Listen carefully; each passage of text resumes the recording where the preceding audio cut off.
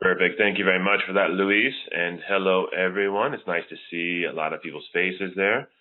First of all, I hope everyone's doing very, very well today, wherever you are in the world, most importantly. And thank you for joining us at IANTD's live presentations. It's great to all the other people presenting, look at some different stuff, enjoy some different times, and share some different things, different ways. So definitely appreciate your time in joining us. Like Luis said, I'd like to talk today about what we're doing right now, primarily in Baja, California, some liveaboard stuff, some big animals, a little bit of research that we get to take part in, and some film productions, which are always fun. A lot of what we're doing is big animal stuff. So that's what we're here to talk about today. Let me see why I can't forward that. So a little bit about me, like Luis said, I am the IANTD's Mexico Central America licensee. I have been for over 15 years. A lot of people in the diving world I know because of that and other stuff. I've also been doing a lot of instructor training, diver training, instructor trainer training over the last 25 years. So I've had the opportunity to meet a lot of really interesting people through the diving, which has been great. I am a U.S. Coast Guard captain, so I do get some opportunity to get out and do some neat stuff in the ocean on my boats, on other people's boats, which is always good fun. And I also work on some surveys of boats.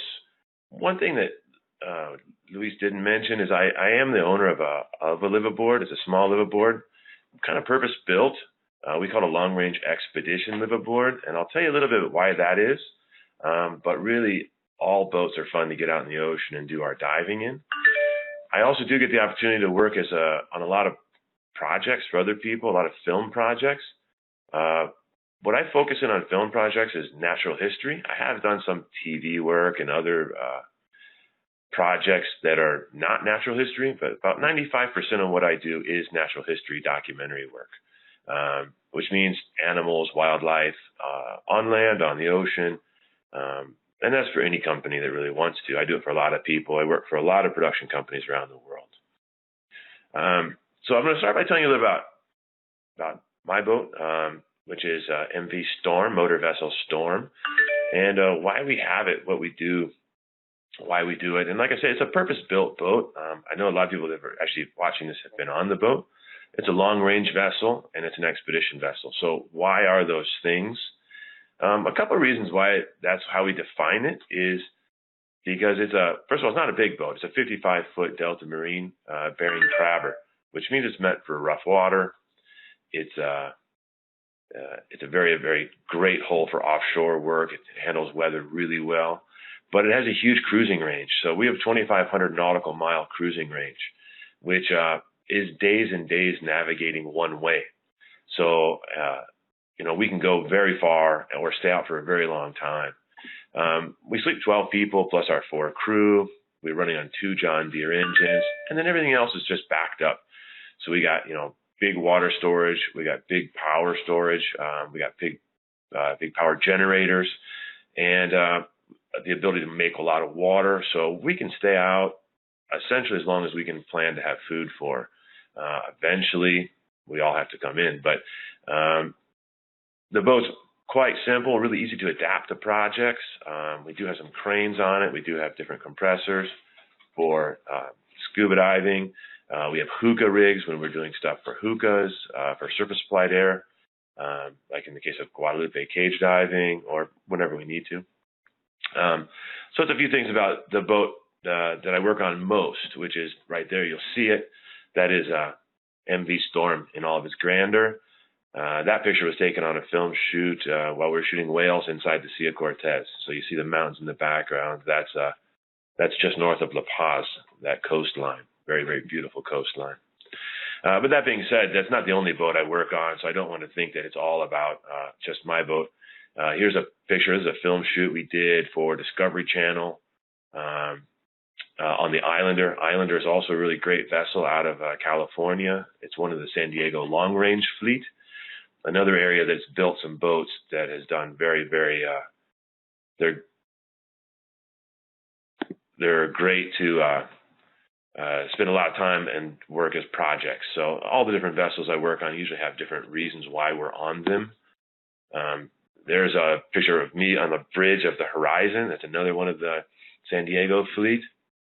I do work with them as a captain sometimes. It's a U.S. Coast Guard commercial vessel, so every once in a while I'll stand in for them. Great dive boat, great long-range capacity. We've done a lot of film shoots off that over the years also. And just some other stuff we've worked on. Like here's an image from Guadalupe Island. That is our research vessel Shark Water and one of the tenders for it. And a lot of the stuff that we do, we just bring out the boats we need to, depending on the project we're doing. So you see on that one, that, for example, the back of that boat has a gigantic crane off the back. Right here, that whole crane area was specifically put on the boat so that we could use a research project, using submarines. So there on the left, that crane, it was purposely put on just to be able to support the operations of that submarine. And that submarine, we brought in to do a bunch of shark research. That project was with Mauricio Hoyos from Pelagios in La Paz, and part of that was filmed for Discovery Channel for a program that they were making. You also see here on the right-hand side, you don't really see it very well, but this is another really neat opportunity that we had to get out. So we had submarines that were filming outward from the subs, and that is an ROV, like a commercial-grade ROV. So that remote-operated vehicle was filming the submarine and filming other stuff, and it had a manipulator arm and some other neat tools to it. So, depending on the project, we bring different stuff out, and we try to keep it fresh and new and dynamic, trying to make sure we get new images, but also just exciting science. And in that case, that was a fabulous science project that we had the opportunity to take place in. So I want to talk right now a little bit about the whole region for those who aren't really familiar with it. So my boat and a lot of the operations that we do are based in or around Baja California. So Baja California is a very long landmass, very far west peninsula on the west side of Mexico.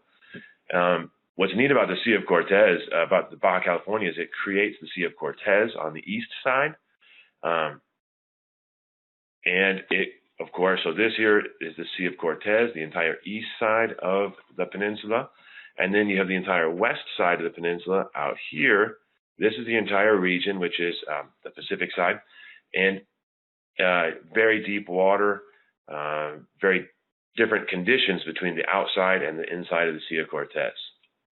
So this map here, if you look at it, a couple key areas I mentioned here on the left. So you have, just to orientate yourself, you have at the very end, you have Cabo San Lucas. Cabo San Lucas, tourist city at the very end of the peninsula. It's a known cruise line port, but it has an international airport. It also has an amazing richness to the ocean just offshore. The water gets very deep very quickly, so you have whales right off the coast of Cabo San Lucas. You can sit on the beach and watch whales, which is pretty unique. Then up a little bit here on the coast, if you follow the red pointer, right here, that's La Paz. It's very iconic. You can always see it has that fish hook kind of thing to it. East side of the peninsula, so that's the La Paz Bay area. I'm going to jump up north here. So you go way up here north, right around here someplace, not against the border with the United States, San Diego. You have Tijuana's at that border. Then about an hour and a half south, you have Ensenada, another big jumping off place because of the size of the port. The port of Ensenada can hold big boats. It's a cargo port. So any boating need that we would need can come in and out of there. There's no major airstrips there. There is a little one. So Tijuana is the airport we use, the international airport. There's some other neat stuff. Yeah, like this area here is the Loreto area. I mentioned Guaymas. Guaymas is over here. You got the major sea of Hermosillo's over here someplace. That's the Sonoran side. That is, we do get up in there to do expeditions. A lot of this presentation is not super about it. There's some mention of this area up here, which is that island right there that I'm on top of. That's Isla Tiburon, which is the largest island of Mexico, and it's uninhabited other than a military base. So that's a whole other story.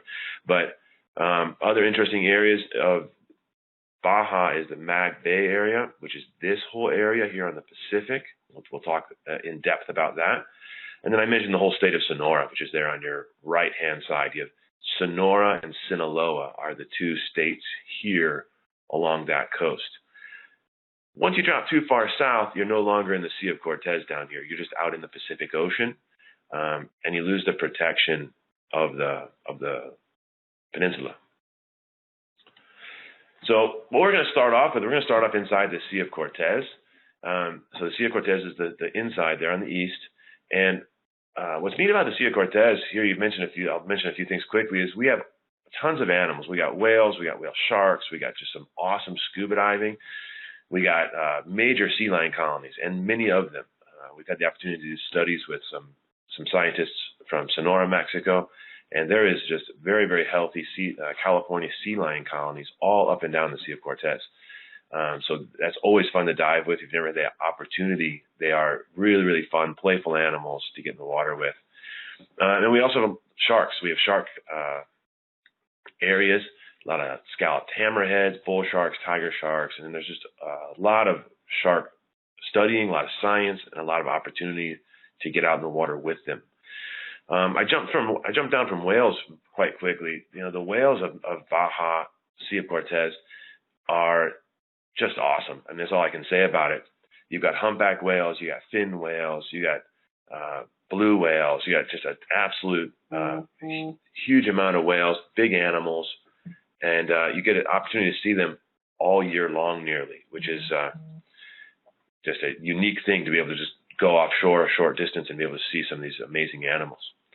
The main areas in the Sea of Cortez, which I mentioned briefly there, is we kind of divide it in the Sea of Cortez, into three areas. You have the upper Gulf, which I'll go back. This is the upper Gulf up here. That's these islands in the upper part of the Sea of Cortez. That's the large islands, Isla Tiburon, you got Isla de la Ángel Guardia, and some other islands. So this is the upper Gulf. There's right around here, there's the one San Pedro Martir. That area is an area that we've been very successful filming sperm whales in. So it's a really, really neat area that we've gone to for years. This is in the middle Gulf, this region here. So that middle region you're talking about, here Espiritu Santo, Cerralvo, San Jose, all the way up into the Loreto area, which there's a number of islands around the Loreto. That's your middle Gulf. The middle Gulf, again, tons of whales, tons of great opportunities to go scuba diving. And then the lower Gulf, you have, which is where it's opening up into the sea now. You got the Cabo Pulmo area, which is a fabulous destination to go diving in. And then Cabo San Lucas at the very tip.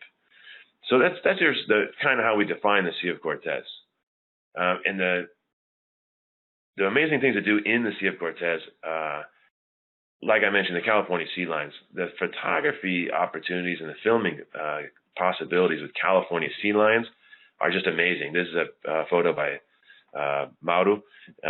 Absolutely just shows the playfulness of these California sea lions. Always exciting to get out in the water with them and enjoy a day. There's some great topside opportunities because these colonies are right on the edge. There's islotes and just rock outcroppings that these animals are on. They are active rookeries, so there is birthing taking place. You got pups, you have adults. You can see the whole dynamic of their little colonies. So it's a very, very interesting if you've never had the opportunity. And those are year round. So you could go scuba diving, snorkeling, get your long lenses, get some photography, topside and underwater very easily with these animals.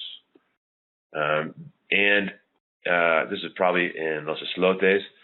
Also, one thing you'll notice here, the Sea of Cortez has varying degrees of watercolor. So here it's quite clear. It's not always super clear. We do get some changes because it is a rich body of water. So we do have plankton blooms, which can support a lot of the animals that we have. So the visibility is not always perfect, but it's always fun. So maybe it's topside, maybe it's underwater. But here another great shot showing the playfulness of these California sea lions. And this goes on every day, all day long in many, many sites. Another great still photography here.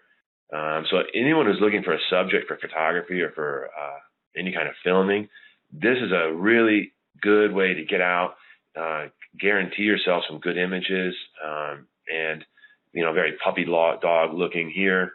The California sea lions are just a good subject to film and to photograph. This here is a common dive site. This is the very north end of Espiritu Santo. This is Los Islotes, it's called. So you do have a lot of guano there. There is a lot of bird colonies out here. So there's different boobies on this island. A lot of birds, a lot of animal life above and below the water. Also, because there's a lot of bait fish.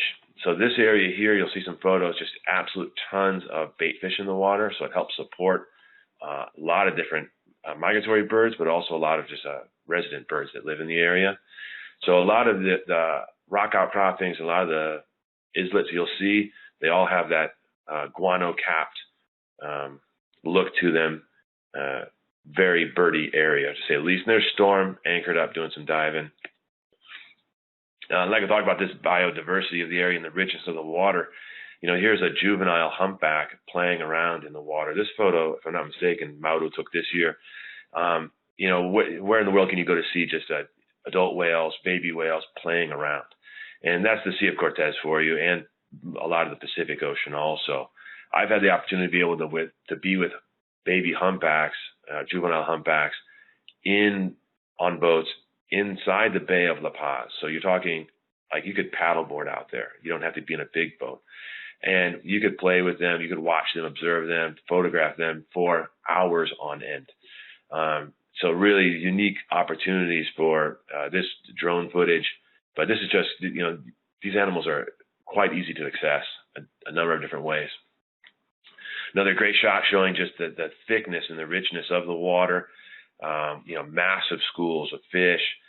This photo, this is that whole middle Gulf region. It looks like this in a lot of areas. This could be Cabo Pulmo probably, but parts of La Paz also. Awesome visibility, and this is seasonal. A lot of this stuff, I guess, this photograph is not mine, so I'm guessing August through December, maybe July through December.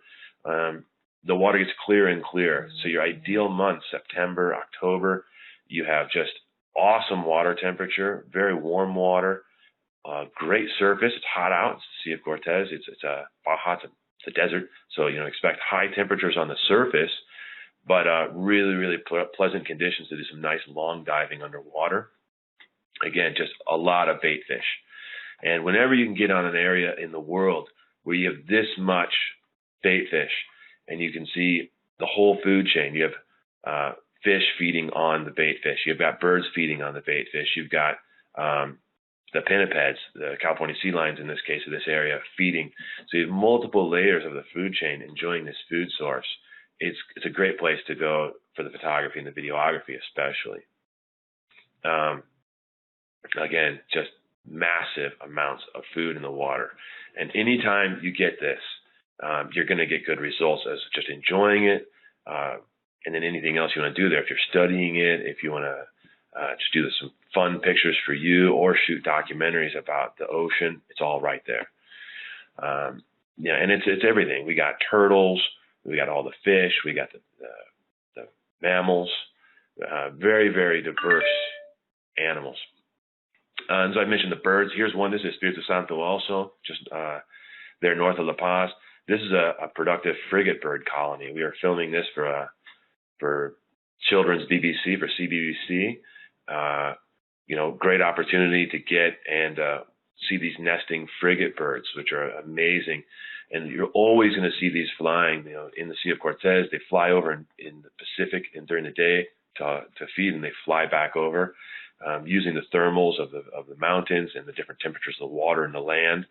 So absolutely fabulous birds, the frigate birds. It's always very interesting with frigate birds because they live on the ocean. They don't land on the water. They don't ever get wet. They feed on the surface, but they can't swim. We also have whale sharks. So there you'll see the visibility is not always quite as good as it can be because in the La Paz area, it's right up against the shore, so you don't have always the best visibility, but you always have great animal encounters. The whale sharks are there now, so the wintertime, fall through winter, and you'll get a lot of very small whale sharks, so a lot of juvenile whale sharks in this area, a lot of large females. you'll see them all congregating, so to say, in one area. More likely, it's just they're going, that's where all the food is. But all from Bahia de Los Angeles all the way down the Sea of Cortez, you will get whale sharks. And you will get them, we've seen them all out in the Pacific, going up the Pacific side also. So whale sharks are awesome to get in the water and swim with. It's the largest fish in the world. They do have teeth. Another great shot of a whale shark. You'll see it, how they go tail down. It's really neat because the density of water, food in the water, especially in the La Paz Bay, we see it a lot. The whale sharks don't actually have to swim. So they can go nearly vertical, just mouth up, and just start, moving their mouth and sucking the food through their gills to feed, because they don't have to have the propulsion to go searching to filter out the masses of food. So you get so much density that the fish don't actually have to swim to keep feeding, which is always neat to see close up, and just giant sucking noise as they just filter tons of water and food through their mouths. Then here's something a lot of people have seen these before. These are the mobilas. This image was for a project we did that by Sean Heinrichs. That was to protect the mobilas. The mobilas are hunted a lot for their gill rakers. They're used in some different Chinese medicine. So this was a project we did they're not killers, they're not dangerous, but these are really neat animals. There's a link we're not going to go to right now, but it's the video wasn't playing very good on my connection, but that's a neat link to Luis Sanchez's video. Shows a lot of the mobilas. We get gigantic schools of these cow-nose rays. It's really, really great opportunity for photography also. Showing some of the shark species we have here inside the Sea of Cortez. And again, there's just always a lot of fish everywhere. So, that's a little bit about the Sea of Cortez. That's the inside, some of the areas we see a lot, we go to and visit a lot. Now, I want to talk about one of the more offshore spots that we get to from Baja, California. And this is the Revillagigedo, the Revillagigedos. So a lot of people call them the Socorro Islands. That's not really correct. There is a Socorro Island, but the Revillagigedos is the name of the area, the four islands. The four islands are San Benedicto, Socorro, Clarion, and then Roca Partida. You'll see, so from here's Cabo San Lucas again, where my pointer is. So this, to get to, it's about 250 miles south-southwest of Cabo San Lucas. So on a boat, that's just about 24 hours, depending on your speed, maybe 22, maybe 26. So this is an area we go to starting in November, and we run through June every year. The fabulous area of scuba diving, of even free diving, and it's even better now than ever. As of 2017, you see it mentioned here, it's the largest marine reserve. I'm not going to say in the world, I think it's in the Americas, but it's gigantic now. Fortunately, the Mexican government not only protected the islands, but a lot of the ocean around it. So that was a great move, and now it's been a couple years that it's been getting more and more patrolling, more and more eyes watching out for illegal fishing and other things that were unfortunately taking a lot of the fish and the wildlife out of the area. And so there we have a lot of target species. We have the mantas, all kinds of sharks, dolphins. These are volcanic islands out in the middle of the ocean, and you can see they're very, very classic. Looks very volcano-y. Looks even more volcano-ish. So yeah, those are the islands. We don't go on the islands. We're only allowed to be around in the water of the islands. But that's enough. That's enough reason to get out there and go to the Revillagigedos, because there, for example, the giant manta. We see giant mantas all the time out there, and so great opportunity to see them in feeding stations and just circling. You can spend the entire dive day after day with multiple giant mantas, and you see there the visibility is really good, very vertical, very advanced dive sites because of the depth, and a lot of currents out there. So we definitely take the diving seriously out there. You are in the middle of the ocean, and there's no immediate care. So the diving needs to be very well safe and well controlled. Another opportunity to get in and dive with whale sharks. The whale sharks do hang around these seamounts and these big rock islands and walls in the ocean. So you get a lot of animal in the middle of the ocean, all concentrated on in these certain areas. White tips, a lot of sharks of many, I think 9 species of sharks out in the Revillagigedo. So you have a lot of different opportunity: white tips, black tips, Galapagos, lemons. A lot of dolphins and some very, very social dolphins too. So you get a lot of time to interact directly with them. And again, just amazing visibility, big walls, absolute dream place to go for photography and for videography. Another great image of a manta, giant manta. Some sharks. There's days where we see dozens and dozens of sharks of multiple species in the same day. So depending on what shark species people like to target for research or for filming, great opportunity to do it out there. Again, beautiful photo of some dolphins. And so that finishes up down here. So again, here, to put it back in perspective, this is your Revillagigedos area. Inside here is your whole Sea of Cortez area. And now we're going to wrap around and continue up this way, which is the Pacific Islands of Baja. Now, the Pacific Islands of Baja is now a marine reserve also, fortunately. Prior to 2018, there was a couple of the islands were marine reserves, like Isla Guadalupe, Cedros. Certain ones were protected and certain ones weren't, but the water around them wasn't. So what this new move the government's done is now they've protected all the rest of the islands, which is very, very positive.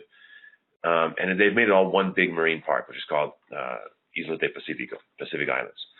And this region, it's completely different than everything else.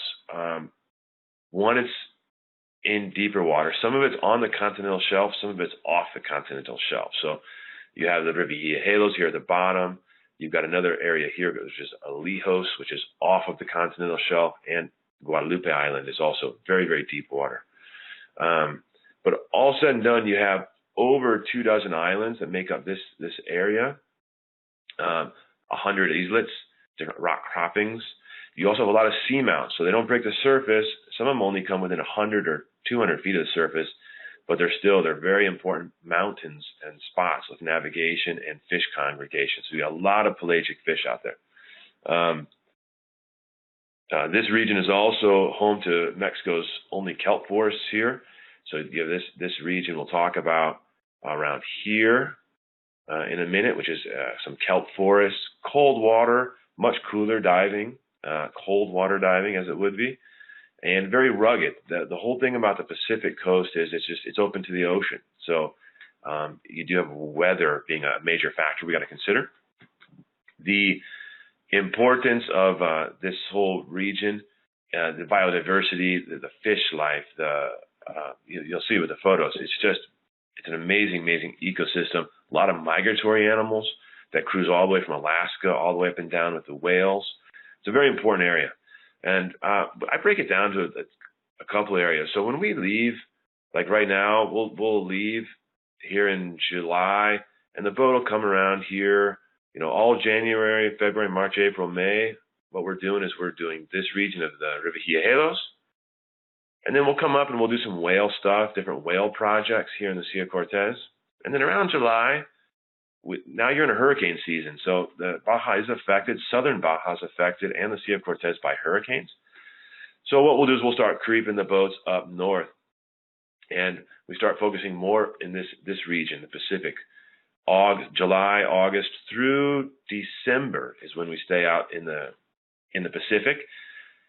At some point, the Pacific gets pretty rough. So that's our December, January time. We'd like to tuck back into the Sea of Cortez or get back down into the Revillagigedos. So it's like here's the coastline. This is just that very rough. I wanted them in here. So this area right here, this is where the islands really start. This is Mag Bay. The Mag Bay area is like Margarita, Santa Cruz, all this. That's not Santa Cruz, sorry. Magdalena here. All of this is where it starts. And then it goes all the way up to the U.S. border, right? So right here is Isla Coronados. that's the northernmost island of Mexico, and it's right against the border with the United States. Like you can see the Tijuana and San Diego from there. So this is down south, down by Mag Bay. You see just that swell, that Pacific swell. You see all that white water, really dramatic coast, really beautiful area, to say the least. This is the Mag Bay area, photo by my good friend Luis Sanchez. So this is a World War I submarine wreck. It's a U.S. submarine. So we worked on some projects with Luis as a filmmaker, but also with the National Institute of Anthropology, looking at these wrecks. Some very, very important dive sites in the region. Visibility, like I mentioned, are in the Pacific Ocean, so the visibility varies depending on the weather, surface conditions, rain, wind, and you do have a big swell in the Pacific. They surf a lot out there. But again, amazing density of animal life. This photo by Lalo, a lot of dolphins, a lot of bait fish. And there we are, you see on Storm, just cruising along. And this could be whales, it could be dolphins, it could be any number of species that they're very abundant, and we have the ability to get really close to them for a long time. We've done times where we were with blue whales hours in the Pacific Ocean, cruising alongside of them. It's an amazing photograph here. It really shows just that barren coast in certain areas and deep water to the left, and then that swell coming in here on this wreck. Very, very dramatic coast, very, very neat images come out of that area. Mountains just crushing into the sea. Like I mentioned, these bait balls is the density of fish. Every November, December in the Mag Bay area, we get the opportunity to get in the water with striped marlin. So we get bait balls of striped marlin are every year. So there's an opportunity. We do this touristically. We do it filming with different groups. People free dive out there. So it's a neat opportunity to get in the water with a striped marlin, a very fast fish, one of the faster fish in the ocean, not the fastest. But here you are with a filmmaker, with Manolo out of San Diego, who's filming. And the striped marlin, and then the California sea lions will get in, some sharks will get in, some tuna, you'll see, yellowfin getting in also, all feeding on these bait fish. So great chance to see a lot of amazing wildlife. So now we're going to keep going more north up the coast. So we were down here around Mag Bay. Now we're cruising up. Now we're about halfway down Baja, California. And you'll see here's the city of Guerrero Negro. So Guerrero Negro is exactly the point where you divide the two states of Baja California, which is Baja California, which is the northern one, and then Baja California Sur, which is the southern one. So right here, Guerrero Negro is the midpoint. And so here for a second, I'm going to go and talk about the importance of Guerrero Negro area. It's an odd place to go because it's really kind of an industrial city. There's not a lot there. There's no international airport. There's a small landing strip we use. And it's hard to get to because it's driving from San Diego, you're a full day's drive easily, 12 hours on a 2-lane highway. And also from La Paz going north. It's hard to get into this region. It's a far away from everything, let's say. But so this area here, and you also see here around Abreojos, and this area around Guerrero Negro, these are gigantic, very important lagoons. These lagoons support a lot of animal life, and a lot of the minerals and a lot of just protection for different species of animals comes in this region. And this whole region is a really big park that I could only tell people to go to from water and land. It's called Vizcaíno, and it's the diversity of this protected area is absolutely phenomenal. There's cave paintings. There's a lot of old churches. There's animals that are nearly extinct everywhere else. For example, you have the pronghorn antelope, which I've had the opportunity to film there, which are being protected.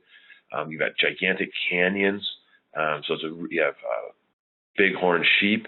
So it's just a really, really land and water, really important place to be. You also have here, I mentioned the salt mines.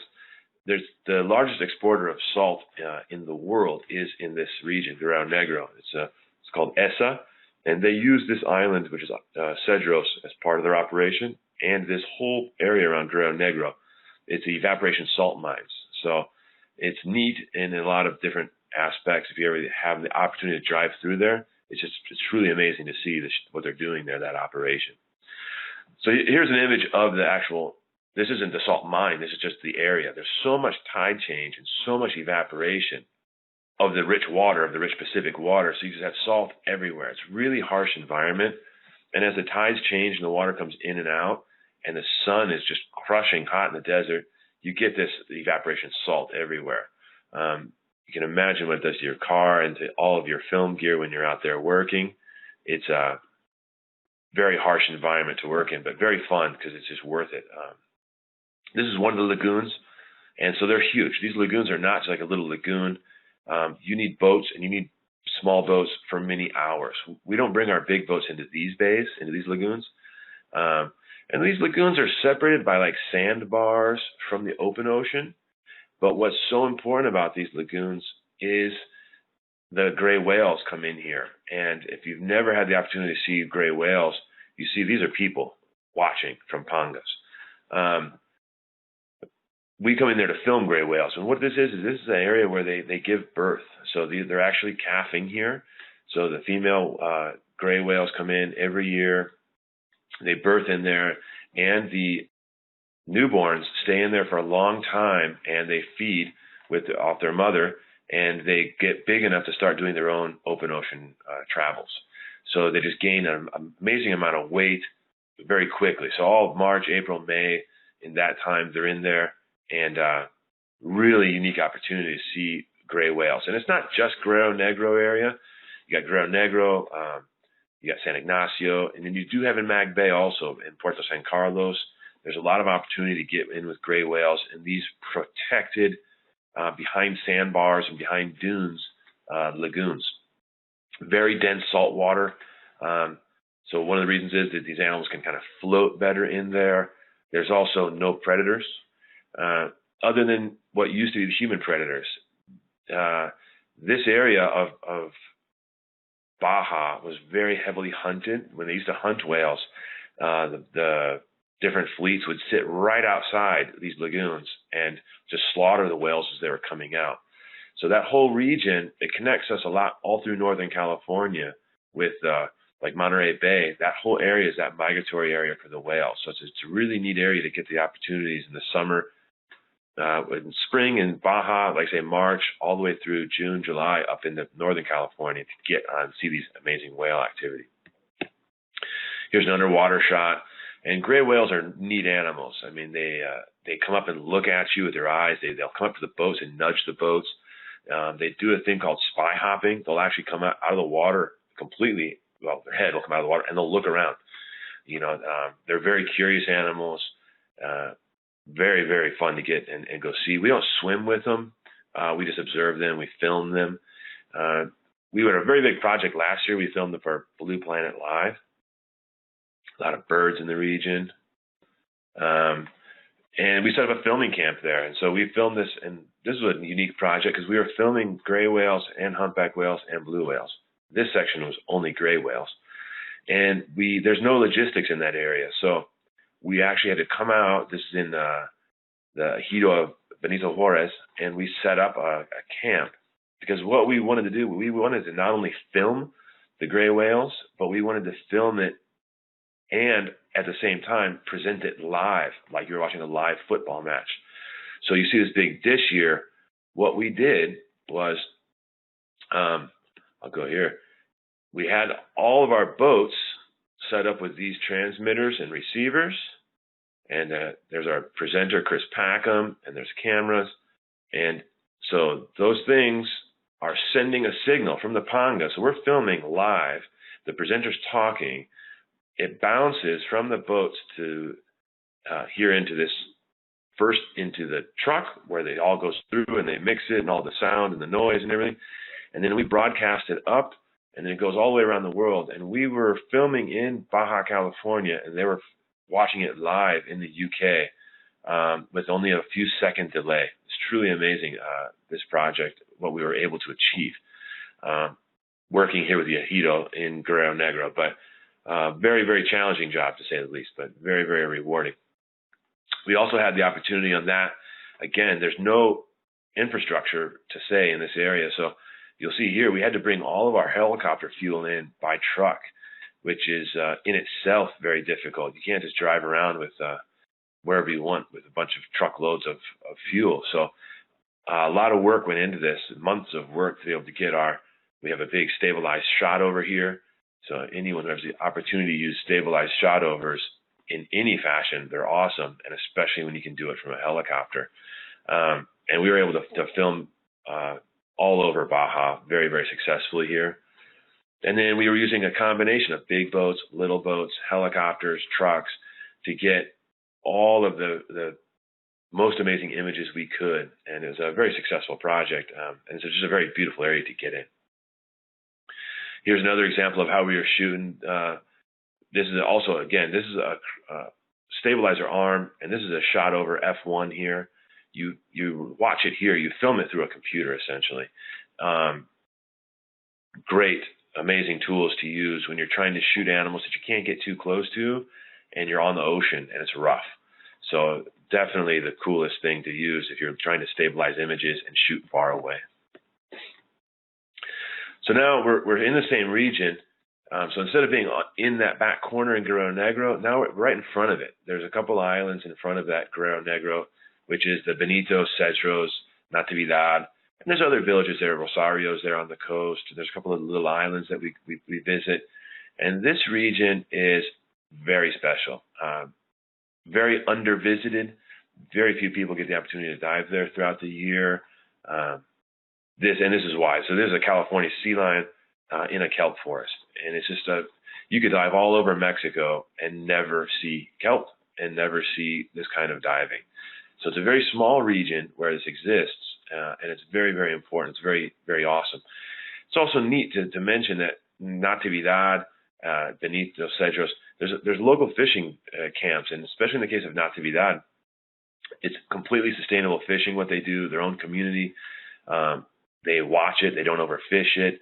And so it's an area that has my utmost respect for the great care they've taken care of the environment. And when you go there, you see it.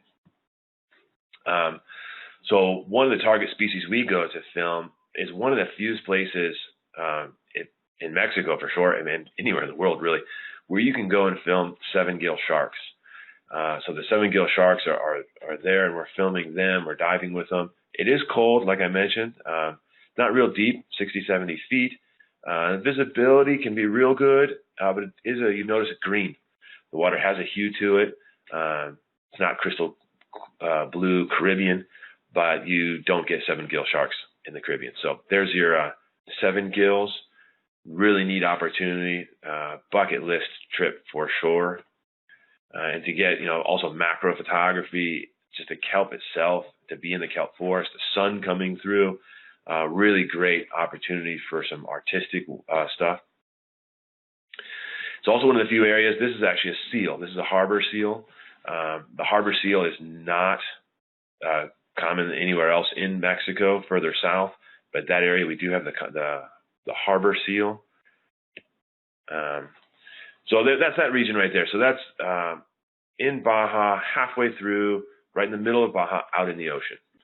And Guerrero Negro, which is inland in the lagoons, and then in front of it. Really neat area. It's on the continental shelf, so it's not off. But it gets all the big animals, which just makes it, every whale comes through there. Really, really great opportunity to see them. Now we're going to go further north and further west. So Guadalupe Island is another unique area. It is one of the islands of Pacific. It's not technically in the marine park because Guadalupe Island was a reserve land and marine before Islas Pacifico was made. And Guadalupe is it's unique. It's different in its own formation. First of all, it's a big island. It's 250 miles southwest of Ensenada.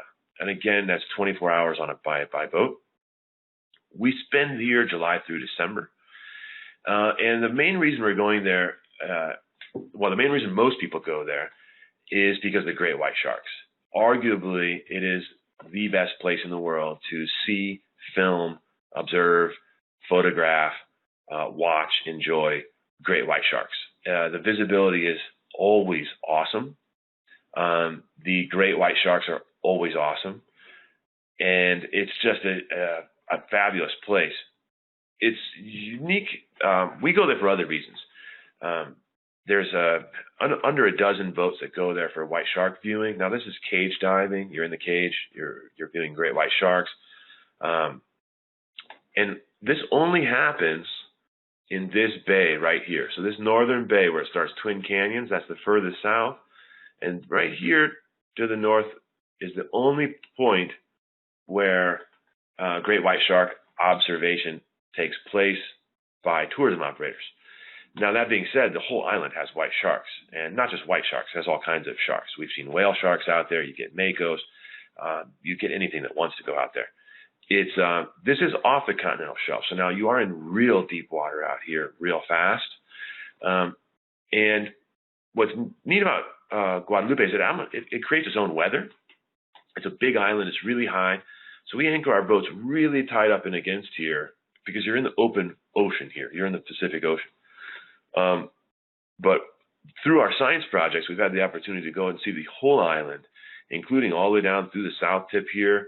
And we'll go up here. There is a fishing camp. There is residents of Guadalupe Island, which is the abaloneros and langosteros of Isla Guadalupe. It is a permanent residence fishing camp. It used to be a whaling camp. Guadalupe Island has been used for many, many decades by people from all over the world. It's high. There is trees at the top. And so you have all the way around. There's a wreck over here. So it's a unique island, but here from the Pacific, you get all the weather. So it's really hard to be on the Pacific side, whereas you can get over here on the lee of the island for most weather and really be able to operate inside the cages. So we're out there in cages diving, but it is interesting to mention there, the fishermen, they're not actually fishing. They are lobster fishermen, which is done with traps, and they're abalone fishermen, which is done by scuba diving on hookah, quite deep. So they're diving in the white shark water. So here's a picture of the island, and this is just one of the beautiful things. There's always rainbows. There's just a million different kinds of diverse cloud cover that you get from the island because it really has a high elevation. And there it is. That's why most people go there, is to view great white sharks. And why wouldn't you? The season, like I mentioned, starts late July, and it runs through most boats through November. We usually stay out there till December in some boats. The beginning of the season, you get smaller, mid-sized sharks, which are still big fish, 12 foot, 14 foot. And then the later the season goes, October, you start getting the very large sharks start coming in, large females. We can see pregnant females out there. So some of the biggest sharks in the world have come out of Guadalupe Island, the viewing of them. And you're talking 20 foot plus, right at 20 foot great white sharks, which is really amazing animals to get your eyes on. And there's kind of like a standard day. That's a shark cage, what you see there. And there's your proximity. So if you think, well, how close do I get to see the white sharks? Well, it's that close. We don't try to get them close. We try to keep them, a safe distance for the shark and for everybody away. But the sharks are right there. And you see the visibility is just awesome. Like that awesome. So people call us like, hey, so you think I'm going to be able to see it? I'm pretty sure you're going to be able to see it. So we have a 100% success rate. We've never not had people not see all the white sharks they want to.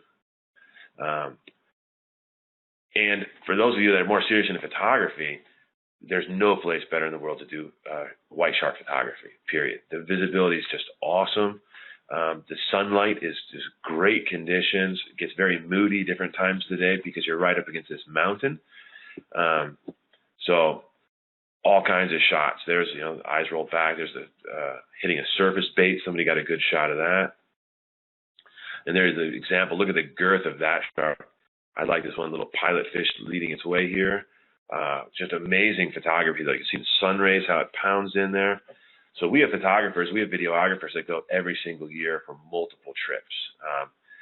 if you want to see white sharks and if you want to capture images, there's a few places in the world. People go to South Africa, Australia, New Zealand, even California. There's Farallon Islands. There is white sharks, but the opportunity to see them in that clear of water, that's what makes it unique. Guadalupe Island. The only conditions I've seen similar in Hawaii, there is conditions where I've seen white sharks in this, like look at that blue water. The opportunity to see sharks in that kind of water with that kind of sun penetration, it just doesn't happen in a lot of places in the world. But like I mentioned, we do a lot of other projects too, and we're not just there just to show sharks to people. So this is another target species that we target, not target for hunting, target for looking for them for science. We've been very fortunate to do many years with our friends to go out and see beaked whales. Beaked whales are very, very rare wet animals, very deep ocean animals that are very hard to study, very hard to find even. And they love Guadalupe Island. We've seen them multiple years, over and over again. But these are going all the way deep. And there's a lot of acoustic studies done on these beaked whales. Very, very unique. We tag them. That one's being DNA tested. And we're working with Mexican scientists and from the United States and from Mexico, teams of scientists to study these very, very rare animals. And there's a great two-shot of our boat. So what we do is we work off the boat as a main science boat, and we will all day long be driving all around the island, different pods of these beaked whales. And then depending, we'll go out with pangas, using the local fishermen, to get biopsies of the animals. And then the biopsies are done here. This is a member of the Mexican government from the CONAP, the protected area, working with our scientists to do a DNA sampling. So this is very fortunate to be part of these studies because it's very rare to be able to interact with these animals.